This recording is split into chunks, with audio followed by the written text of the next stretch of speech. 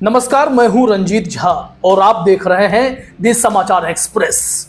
MLA खरीद फरोख्त और इससे जुड़े वायरल ऑडियो क्लिप्स कांड में फाइनली हाईकोर्ट का जो फैसला आया है वो सबको हैरान कर गया है, क्योंकि सरकार बदलते ही जो खेल हुआ उसके बाद हाईकोर्ट का यह फैसला ज्यादा आश्चर्य भरा तो नहीं है, लेकिन हाईकोर्ट के जज ने जो फैसले दिए उस दौरान उन्होंने जो टिप्पणी की है उसने पूरे सिस्टम की ही पोल खोलकर रख दी है। याद कीजिए 2019-20 के आसपास का साल, जब बीजेपी जहां चुनाव जीत नहीं पाती थी वहां षड्यंत्र शुरू कर देती थी।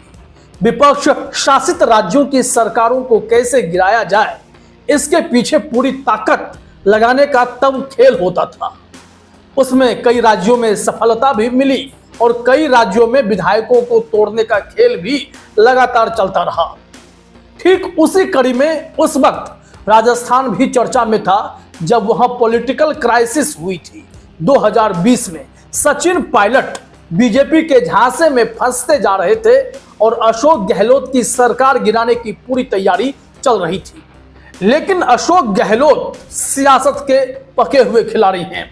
उन्होंने न सिर्फ बीजेपी के षड्यंत्र को फेल किया था, लेकिन तब उन्होंने बीजेपी के कई प्यादों को पकड़कर जेल में डालने की पूरी कोशिश की थी, जो ऐसे घिनौने कृत्य करते थे। हुआ क्या, 5 साल बाद इस केस में फैसला आया है, क्योंकि सरकार बदल चुकी है और अब हाईकोर्ट ने जो ऑर्डर दिया है वो काफी विवशता में दिया गया ऑर्डर है। जज साहब ने क्लियरली कहा है कि जब एसीबी को ही नहीं मन है इस मामले के तह में पहुंचा जाए तो फिर हम कर ही क्या सकते हैं। उन्होंने एफआर यानी फाइनल रिपोर्ट दाखिल कर दी है, फिर इसमें अब कुछ रह नहीं गया है। अब पूरे डिटेल में हम बताएं कोर्ट में क्या कुछ कहा गया है, लेकिन उससे पहले उस मामले को आपको याद करना पड़ेगा। 2020 में एक ऑडियो टेप वायरल हुआ था, उसमें नाम आया था गजेंद्र शेखावत जी का। गजेंद्र शेखावत बड़े चेहरे हैं राजस्थान की सियासत में। वसुंधरा राजे के पैरेलल माना जाता था कि इनका एक अलग गुट है और उनके ऑडियो क्लिप होने का दावा किया गया था। राजस्थान हाईकोर्ट ने इस सिलसिले में उन्हें नोटिस भी भेजा था, लेकिन कमाल की बात यह है कि वह नोटिस उन्हें सर्व तक नहीं किया गया। उन्हें बचाने के लिए पूरी ताकत झोंकी जा रही थी। आरोप यह था कि क्लिप जो है उसमें शेखावत जी की आवाज है और संजय जैन की आवाज है, जो कि किसी मिडिल मैन से बात कर रहे हैं। और फिर हाईकोर्ट ने इससे पहले जो उन्हें नोटिस दिया था शेखावत जी को, वो नोटिस उन्हें सर्व नहीं किया गया। तो फिर सरकार ने इसमें पूरी ताकत लगाई कि नहीं, इस मसले पर तो किसी निष्कर्ष पर पहुंचना पड़ेगा, क्योंकि बीजेपी उस वक्त हॉर्स ट्रेडिंग का खेल खूब करती थी। आपको महाराष्ट्र प्रकरण याद होगा। इसके अलावा कई राज्यों में यह खेल चला था। कई राज्य में बीजेपी सफल भी हुई थी, लेकिन कई राज्य जैसे दिल्ली में कोशिश करके थक गए, लेकिन वो कुछ कर नहीं पाए। अब इस केस पर ध्यान देने की जरूरत है। यहां देखिए, एक हेडलाइन है एनडीटीवी की, इसमें कहा जा रहा है Rajasthan police team transfers horse trading case probe to anti corruption body. मतलब राजस्थान में एक एसओजी है। एसओजी ने पहले तो राजद्रोह का केस दर्ज किया था उन लोगों पर जो कांग्रेस के विधायकों को खरीदने के लिए बीजेपी की तरफ से बैटिंग कर रहे थे, और ऐसे में उन्हें तो गिरफ्तार भी किया गया था। कुछ समय के लिए वो जेल में भी रहे थे, बाद में बाहर आए। लेकिन फिर क्या हुआ कि एसओजी ने इस केस को एसीबी को ट्रांसफर किया ताकि यह केस तेजी से आगे बढ़ाया जाए। लेकिन आपको जानकर हैरानी होगी कि जो एसीबी आज एफआईआर दाखिल कर इस केस को बंद करने की गुजारिश हाईकोर्ट में करने गई थी, उसने ही उन याचिकाकर्ताओं पर गजब का केस बनाया था। क्या कहा गया था कि याचिकाकर्ताओं ने अन्य के सहयोग से राजस्थान विधानसभा के चुने हुए वर्तमान विधायकों को रुपए का लालच देकर लोकतांत्रिक तरीके से चुनी हुई सरकार को अस्थिर करने और हाल ही के राज्यसभा चुनाव के मतदान में इन विधायकों को अपने मत का प्रयोग रुपए देकर अनुचित तरीके से प्रभावित करने का आपराधिक कृत्य किया है। वहीं बाद में एसीबी ने विस्तृत जांच के बाद यह कहते हुए फाइनल रिपोर्ट पेश कर दी थी कि आरोपियों के खिलाफ प्रकरण में कोई ठोस साक्ष्य ही नहीं मिले हैं। अब जरा समझिए कि एसीबी से पहले जब यह केस एसओजी के पास था तब इस मामले में किस तरह से कार्रवाई हो रही थी, कैसे यह मामला तूल पकड़ा। एनबीटी का कहना है कि जो पूर्ववर्ती सरकार यानी गहलोत सरकार के समय तत्कालीन मुख्य सचेतक महेश जोशी ने एसओजी में संदिग्ध मोबाइल नंबर देते हुए शिकायत दर्ज कराई थी। उन्होंने कहा कि कुछ लोग सरकार को अस्थिर करना चाहते हैं। एसओजी के तत्कालीन अधिकारियों ने संदिग्ध मोबाइल नंबर को सर्विलांस पर लेकर रिकॉर्डिंग सुनी। बाद में केस दर्ज करते हुए ब्यावर निवासी भरत मालानी और उदयपुर निवासी अशोक सिंह को गिरफ्तार किया था, जो अभी याचिकाकर्ता बनकर इस केस में अपने आप को बरी करवाए हैं। ये दोनों कारोबारी भाजपा से जुड़े हुए थे। बाद में यह केस एसीबी को ट्रांसफर कर दिया गया।